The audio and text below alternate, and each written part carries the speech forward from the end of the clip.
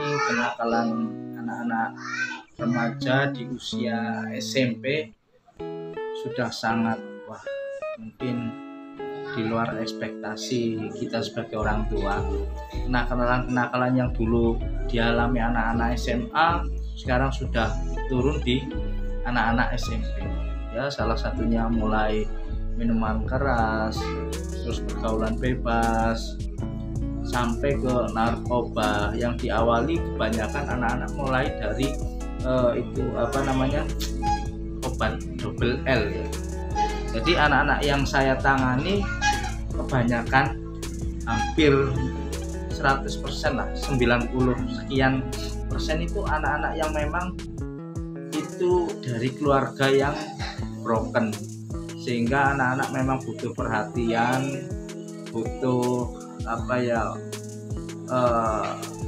pengawalan, sehingga tidak ada jeda anak-anak melakukan hal-hal yang negatif. Jadi peran orang tua di sini sangatlah penting.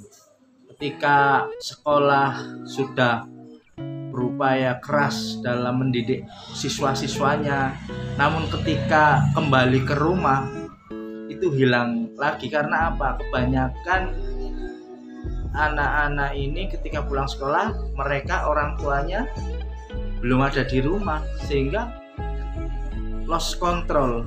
Salah satunya faktor itu disebabkan melalui media sosial.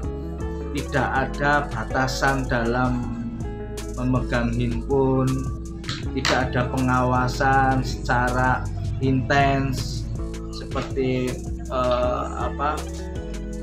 pemantauan langsung mungkin secara virtual dan lain sebagainya, sehingga anak-anak ini lepas kontrol ketika di rumah. Bahkan ketika pulang sekolah mereka tidak langsung pulang ke rumah, tapi beraktivitas di luar rumah atau di luar sekolah yang tanpa kontrol orang tua maupun pihak sekolah.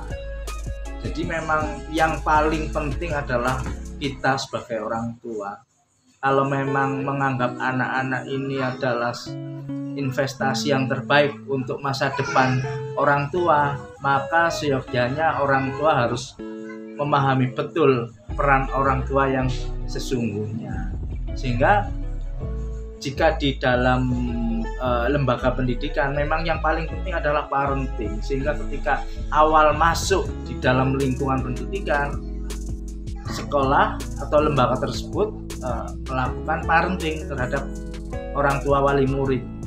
Apa sih yang harus kita lakukan ketika anak setelah dari sekolah, yang artinya di situ ada komunikasi antara orang tua dengan pihak sekolah atau lembaga, sehingga sangatlah seirama ketika kita bersama-sama memberikan edukasi atau pendidikan, pengawalan terhadap anak-anak kita secara maksimal. Tanpa dukungan orang tua, saya yakin seyakin-yakinnya tidak akan maksimal. Contoh memang ya di sekolahan sangatlah terbatas gurunya, atau di lembaga itu sangatlah terbatas. Siswanya sekian ribu, gurunya hanya mungkin beberapa persen, mungkin 50 sampai dengan 100. Tapi kalau di rumah, anak 2, orang tua 2, atau maksimal 3 sampai 4 lah.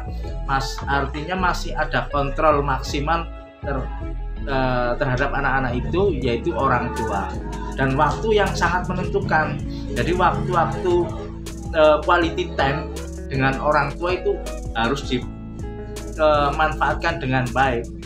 Ketika berkumpul dengan keluarga, ya memang ada sisi ketika orang tua pulang sudah capek lelah, tidak ada waktu untuk bermain dengan anak-anak. Nah, kita yang peduli dengan anak-anak, seyogyanya kita harus memaksimalkan quality time itu dengan anak-anak, sehingga tidak ada celah anak-anak mau curhat ke teman yang lain, ke orang lain yang belum tentu dapat dipertanggungjawabkan semuanya itu.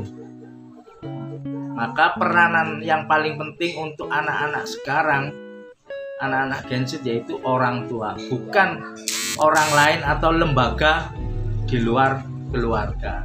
Itu sih tips untuk cara kita memaksimalkan anak di dalam proses tumbuh kembang yang maksimal, sehingga anak kita nanti akan bisa meraih atau harapan yang dikehendaki orang tua ataupun si anak.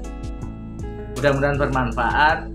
Nanti kita ulas lagi, atau ada yang bertanya bagaimana cara membuat anak-anak itu tidak malas untuk sekolah atau untuk belajar. Nanti saya kasih trik-triknya, silahkan komen di kolom komentar, nanti saya akan ulas di episode berikutnya.